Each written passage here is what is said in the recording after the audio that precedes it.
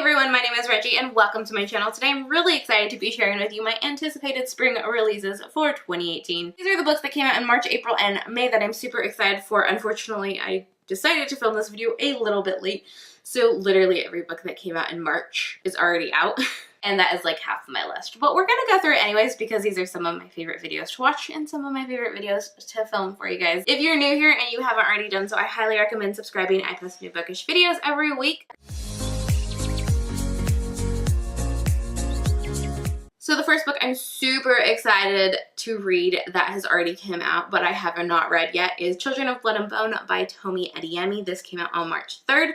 And if you don't know, this is a high fantasy story that is set in West Africa and it is just sounds amazing. Basically, we follow a girl who lives in a world where magic used to be a thing, but it was stripped from the people, and our main character is following a treasure map or a scavenger hunt or something along those lines in order to try to reclaim magic for her people. Next up is a book I'm hoping to read very, very soon, and that is The Poet X by Elizabeth Acevedo. This book is basically about a young girl who discovers slam poetry and how that affects her. It's set in Harlem, and I'm just so jazzed to finally read this book. Next up we had Tyler Johnson Was Here by J. Coles, and this came out on March 20th. This is the story about a black man who was shot and killed and the ramifications it has on his community. I think it's told from his friend's perspective.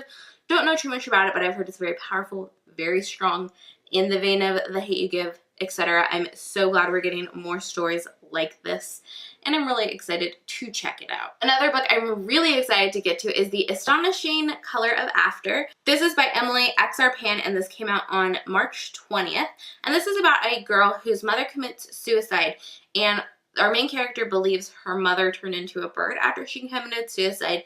And our main character visits Taiwan, I believe, to try to track down this bird that she thinks is her mother. So there's a magical realism aspect to it, I assume. But there's also this perspective of grief and mental illness and the Taiwan component, because I do believe she has family there, so she gets to meet her family. And I would assume we see some of that culture as well. I've heard really good things about this book, especially the writing, and so I'm really excited to get to it. So the last book I have on this list that's already come out, I still have many more on this list, but this is the last one that's already out, is Arusha and the End of Times. This is by Roshni Chokshi, but this is the first book from Rick Riordan's imprint. So this is a middle grade story that follows a character who is dealing with mythology. And this is Hindu mythology, and I'm really excited to read this book. So stoked for it.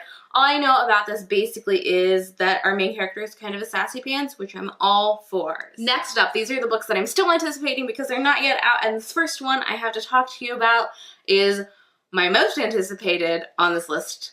Actually, that's not true, but my most anticipated YA book on this list, and that's Leah on the Offbeat by Becky Albertalli. This comes out on April 24th, and if you don't know, this is the sequel to Simon vs. the Homo Sapiens Agenda by Becky Albertalli. Of course, that is also the movie Love, Simon, and this follows Simon's best friend Leah as she is dealing with her senior year. Coming out on May 1st, we have The Bernie Maze by Rick Riordan. This is the third book in the Trials of Apollo series by Rick Riordan. So if you don't know, this comes after all of the Percy Jackson books and the Heroes of Olympus books, and this is set after those conflicts are concluded and Zeus has cast out Apollo for the things that happened in those series, and he is cast down to earth without his godly form as a 16 or 17-year-old teenager, as a teenager though, and he is trying to basically get back into Zeus's good graces as a mortal on earth.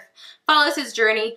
There's a lot of character growth, of course, because it's Apollo. Next up is actually my most anticipated book on this list, and this is Only Human by Sylvia Neuville, which, if you do not know, is the third and I believe final book in the Themis Files. The first book in the series is Sleeping Giants, the second is Waking Gods. These are such good books. Some of my favorites I've ever read. One of my favorite series is this science fiction story that is epic and adventurous and amazing, has fantastic characters, is told basically all in dialogue, so it goes by super fast and also makes for an amazing audiobook. I love these books and I'm just so excited to see where the story takes off after the kind of like interesting and abrupt shift that we took in the second book. Next up we have The Favorite Sister by Jessica Knoll. If you don't know, Jessica Knoll is also the author of Luckiest Girl Alive, which I read last year and loved. These books are thrillers. I actually know nothing about the favorite sister other than Jessica Knoll wrote it, and it's an adult thriller, and I'm just leaving it at that, but I do have an arc of this, so I'm hoping to read it very, very soon. And the last book on this list is A Girl Made of Stars by Ashley Herring Blake.